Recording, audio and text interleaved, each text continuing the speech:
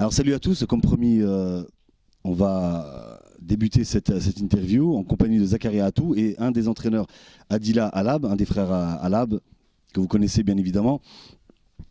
Alors il a aujourd'hui défendu son titre, plutôt samedi dernier, a défendu son titre avec brio face à Maxime Bossir, le titre de l'Union Européenne. Alors déjà merci de nous avoir accordé cette interview. J'ai eu souvent l'occasion de t'interviewer, mais à la radio. Aujourd'hui, voilà, j'étais en région parisienne, donc merci beaucoup pour ce temps. Là, tu viens de disputer ce championnat d'Europe en 12 reprises. Tu es en train de récupérer, on voit que tu es un petit peu marqué, mais je rassure. Ça va, je reste mignon quand même. Toujours, voilà. Là, je t'en prie, tu peux prendre le micro.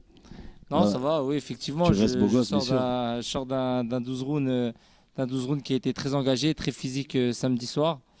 Maintenant, voilà, nous on est ravis de t'accueillir chez nous. Merci à toi d'être venu. Plaisir partagé. Donc voilà, toujours un plaisir d'être en ta compagnie. Voilà, merci beaucoup.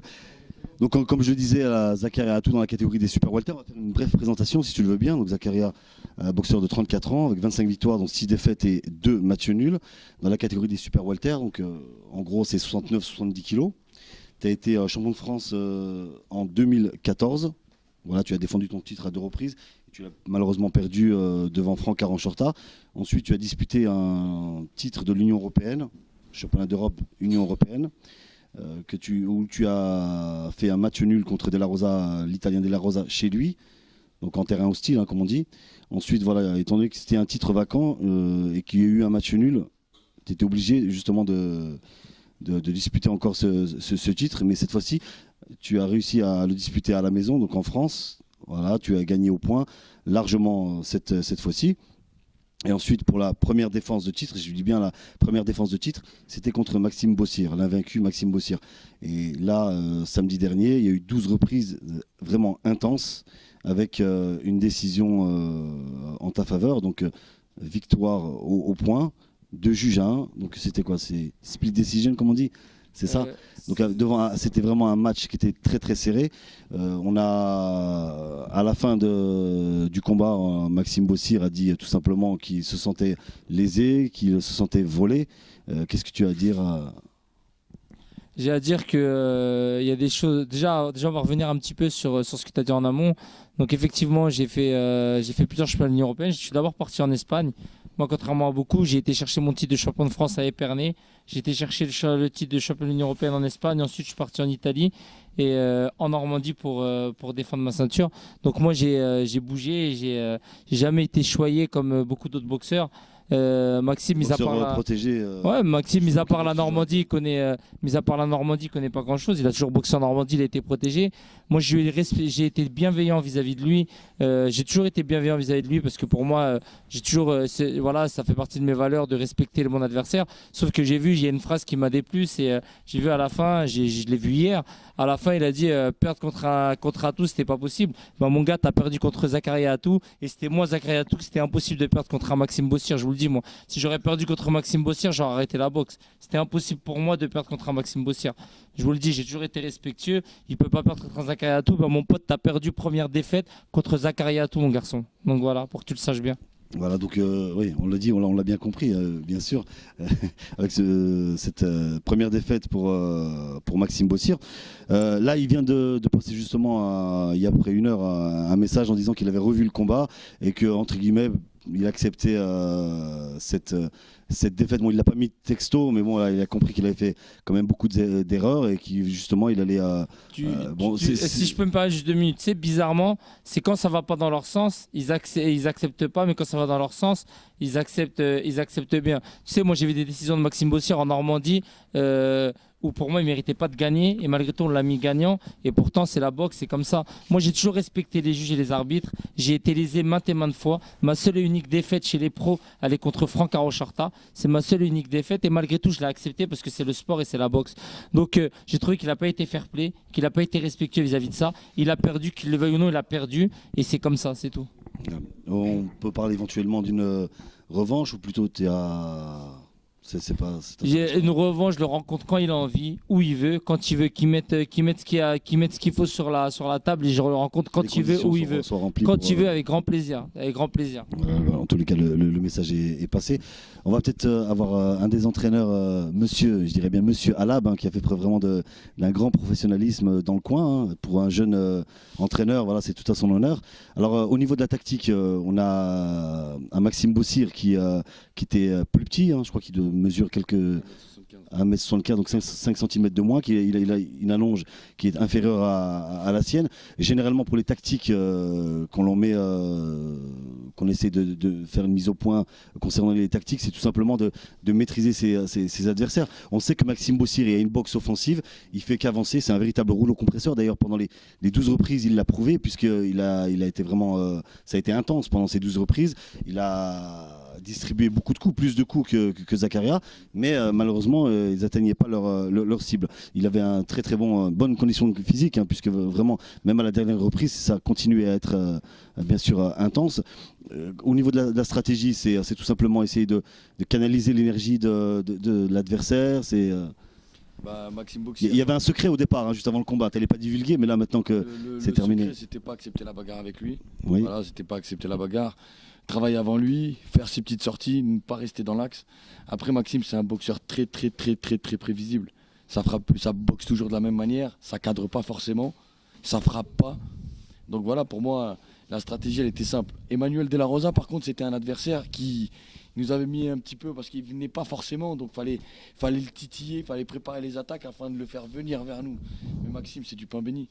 Et je vais revenir un petit peu sur ce que Zakaria a dit par rapport à la revanche.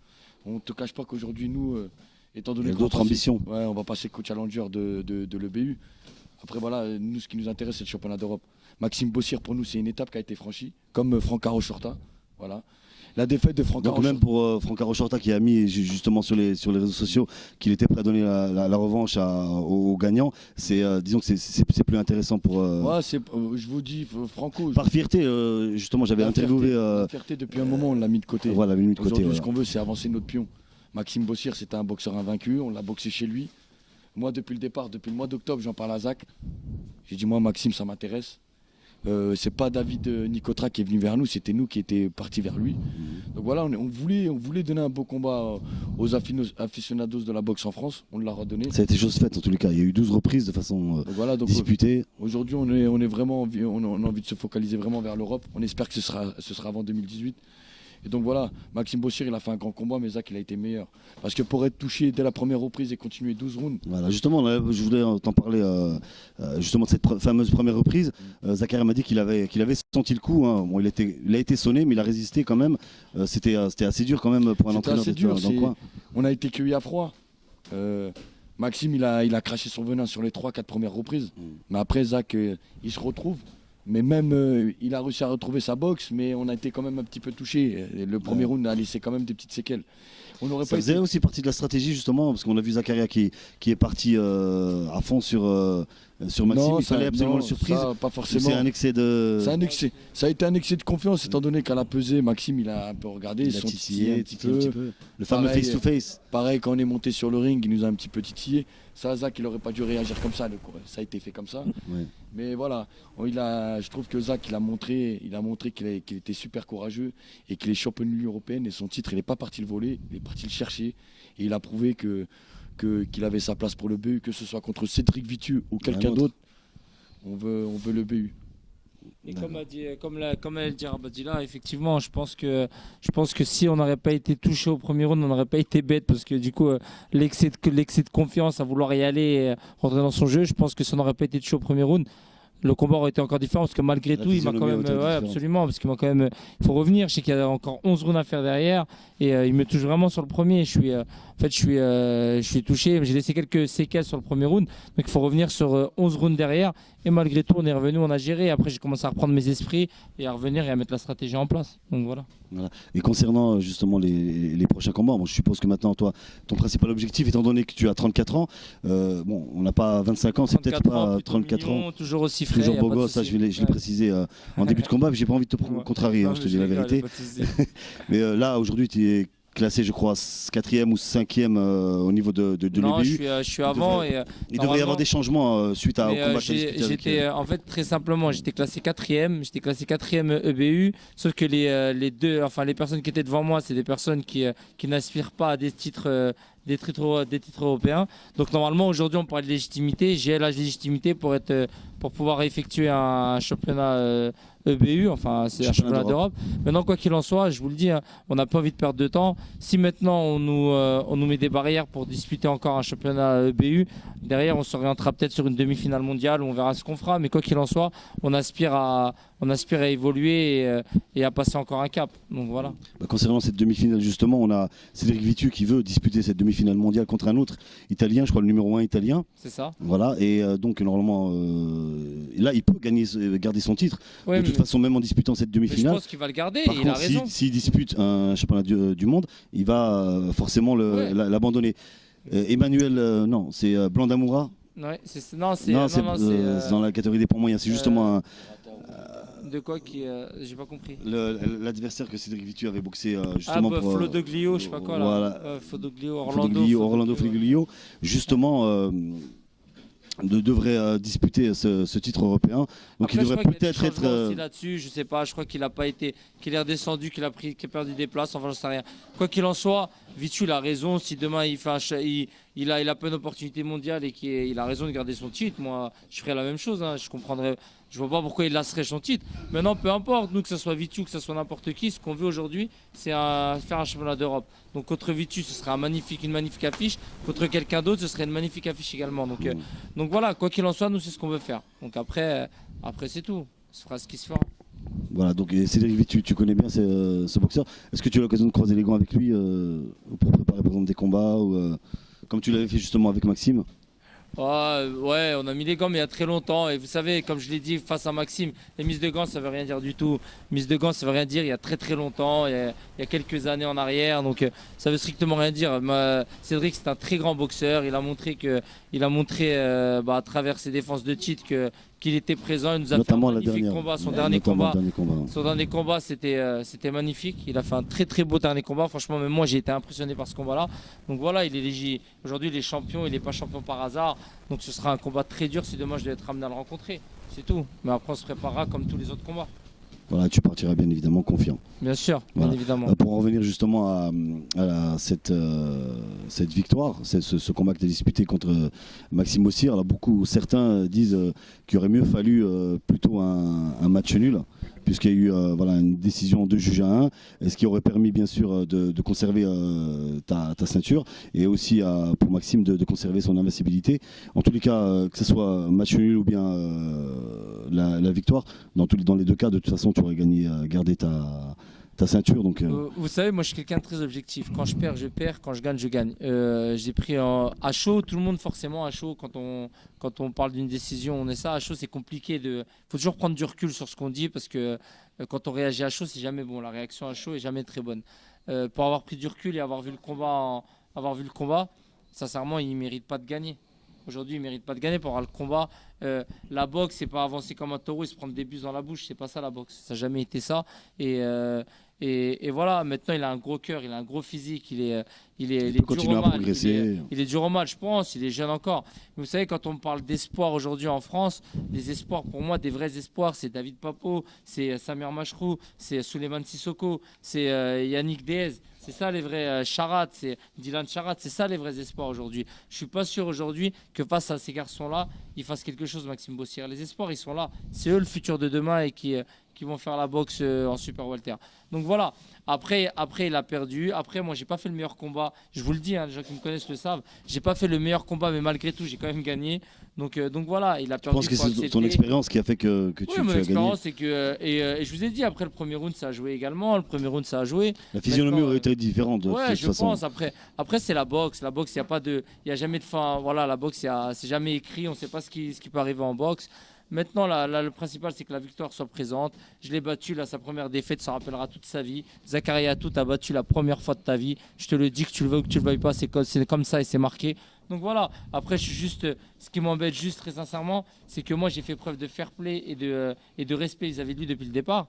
Et il ne l'a pas forcément fait après par la suite. Je pense qu'il a été déçu. Je dis pas ça pour le défendre, parce que lui aussi je l'apprécie beaucoup. J'ai eu l'occasion justement de l'interviewer. Et bon, d'ailleurs, on lui passe aussi le bonjour. Je vais me fâcher avec personne.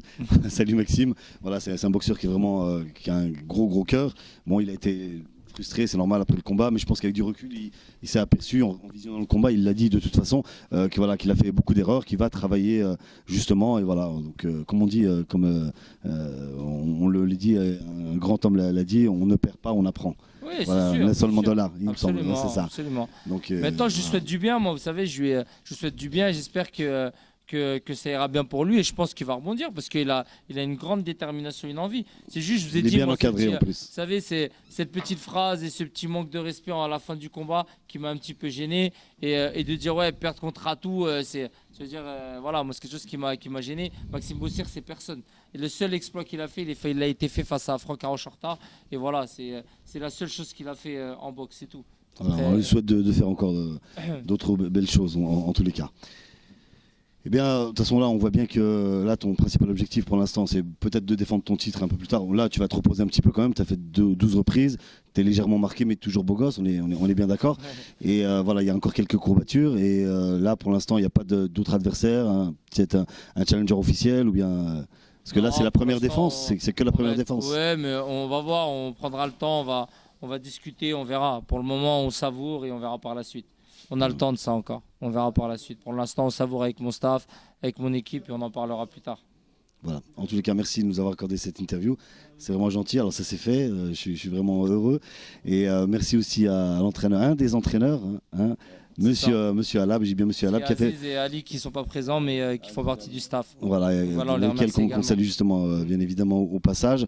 Et voilà. Bon, je vais juste aussi te saluer pour dire que voilà, tu es quand même un jeune entraîneur. Ça te fait quel âge aujourd'hui? 31 ans. Voilà, pour 31 ans, quand même, être dans le coin dans un 12 rounds, dans un championnat d'Europe, et garder ton sang-froid, voilà, c'est tout à ton honneur en tous les cas. Bravo, et voilà, ça prédit.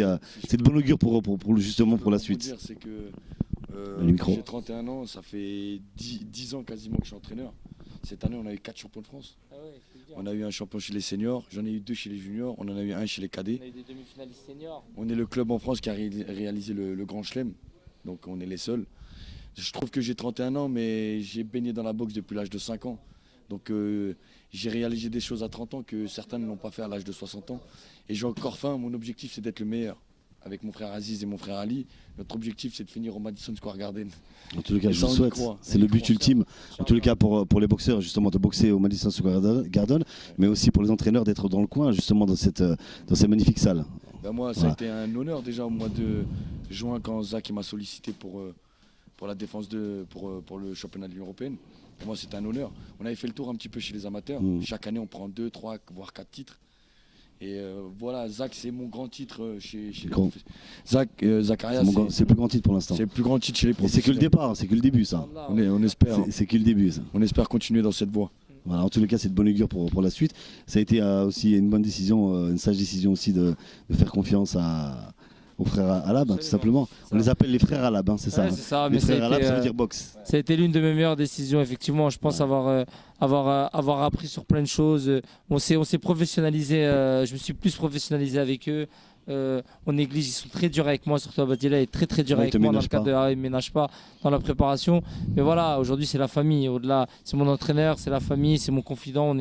On se dit les choses et là, il y a une vraie complicité, absolument. Il y a une réelle complicité. Ça, c'est important. Donc, et c'est pour ça les résultats pour le moment ils payent, même avec nos gamins. Aujourd'hui le résultat il paye et on est ravis de ça. En tous les cas, on reste comme ça, on ne change pas une équipe qui gagne. C'est ça, voilà. Absolument. Voilà, ce sera le mot de la fin. En tous les cas, merci beaucoup de nous avoir regardé cette interview. Et puis je vous dis à bientôt. À très bientôt. Merci. Encore bravo champion. Merci, à bientôt. Merci, ciao. Merci bien.